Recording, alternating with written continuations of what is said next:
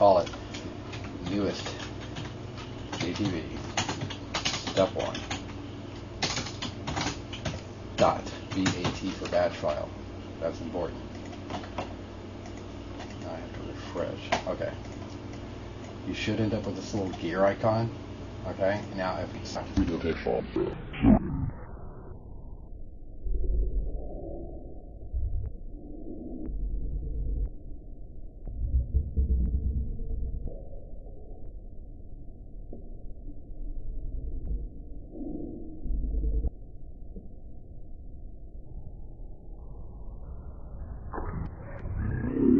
Stuff going on.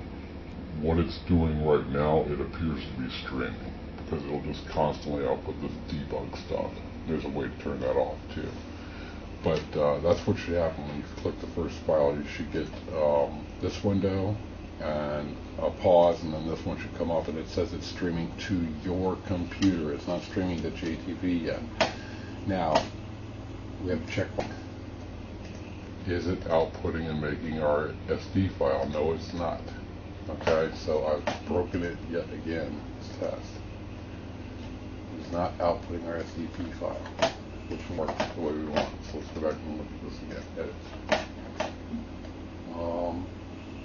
It's probably, I think back in there that we took that web page roll. And this SDP equals file, grab this part here. It's got to be in there, the file : // Pretty sure you've got to have that in there before the C colon. So let's try it one more time and see if it'll work. That, and see how fast it came up that time? Not faster because it's cached it all up. And still fresh. Oh, there it is. Now it's working. That's a session description pro. Okay, and it'll never get bigger than 1 kilobyte. It's just magic. Okay. All right, so that part's working. The file we told it to play, this AVI, is now being played by the VLC player, even though we don't see it. There's a way to turn that on, so you can see it locally. Just save CPU. We don't want to see it. We just want it to play it. And it's playing it locally to this machine using port 1234 to this file over in play.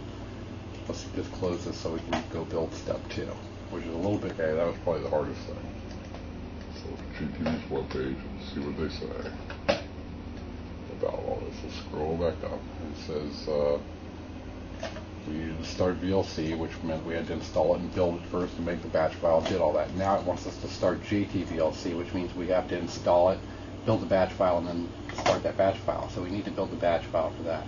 This one's a lot easier. If you come down here to their example for start JTVLC, they got a lot of examples. These two do exactly the same thing. It's two totally different examples. The difference is this one has debug turned on. Okay, so we'll grab the first one because we can always type -D ourselves later.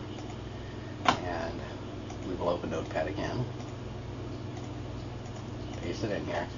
And first thing you see is they want you to start the jtv.exe, which is the thing we downloaded in the zip file from JTV itself and just stuck in a directory.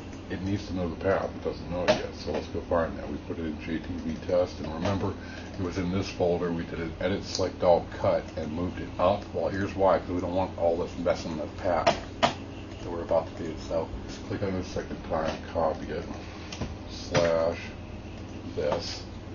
Select all that, copy it. Now close that. And go right here where their JTV example is and paste it. Now it knows start the JTVLC. It knows the path to it. Next thing it wants to know is what's your user, this is really your channel name. They would have been better off with something like channel name in there so people knew. But anyhow, I already have a channel. We're going to call it QWERTY Pop-Tart. Okay? It exists. It's a real channel. We've cast on it. Now it needs my channel key. And you need to know how to get your channel key. So I'm going to show you. I've already built this channel and broadcast on it once in JTV. Let's go key. Let me do it in because it's not logged in. Let's go there. I'm already Pop-Tart here, so I'm going to start. And I'm going to skip this step of inviting my friends, because I don't know. And I'm going to scroll way down says optimize your video, blah blah.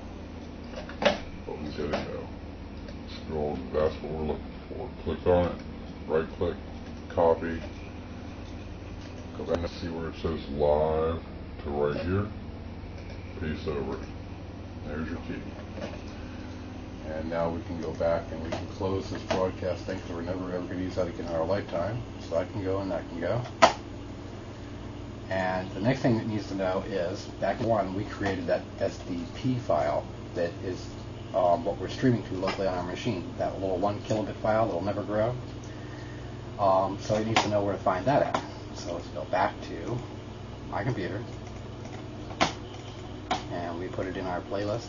It's right there. So click on that. But, and again, that file won't even be there because I'm on the batch file at least one time. Okay, and then click it like this, paste it. Okay. So we're telling it that's where it is. We've told it how to start up the VLC, my username JTV, and my key. Let's save this as a batch file. And what do we call the first one? Let's see. We call the first one newest JTV step 1 batch. So I'll copy that name up here and paste it in, and then change it from step 1 to step 2. Save, and we're done. Now refresh my screen because it's not showing up. Let's see if this works. Okay, it appears to be streamed. This P file should now exist and be valid, so let's click that and see what it does. It says connected to Wowza successfully. So, and that's all I'll ever see. Nothing else will ever output from this until it disconnects. Now, I'm going to close this for a reason.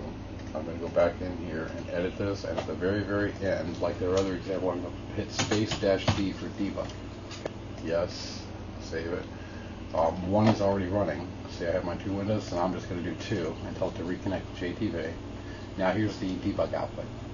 Well, that's really easy. Send, receive, send, receive, send, receive. That's just eating up CPU. So let's close that and go back and get rid of that -D because it's pretty much useless. Save. Let's JTV and connect it. And right now it should be streaming. So check it out. Alright, so I've shut everything. I go back to the batch 1 and start it up again, which is my local stream to my local hard drive. You see all this debug coming out. Close. I go up here and edit that file, and the -VVV is the debug. Get rid of it to where there's just a -I and the exe quote. Start it up again. It's going to output some stuff. But other than these others, I'm recording my screen. But the debug information is reduced a lot now. Okay, so that may or may not be something you want to do. Right now, I'll put it back in there. -VVV for debug. Remember that's for the step 1 debug. The step 2 debug is -D at the end of the line. It's different, totally different applications. Alright, I have nothing open, so let's start the cast. Minimize that. Now let's start the cast to JTV. Let's go to JTV and see if it's really there and play.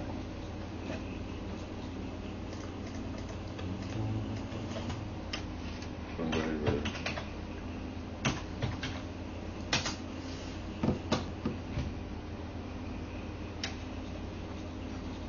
So I'll do these, I highlight my name and go to, oh, it says I don't even have a channel. That's amazing. Type it in here manually. This could be yet another bug in Justin TV. But if you use the JTVLC and it never cast using the pro told you a channel, or it just broke. So let's see. Port _.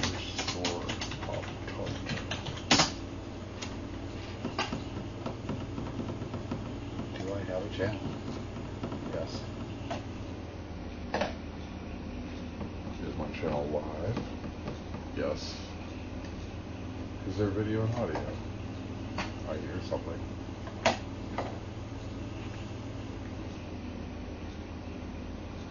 I hear a lot of audio.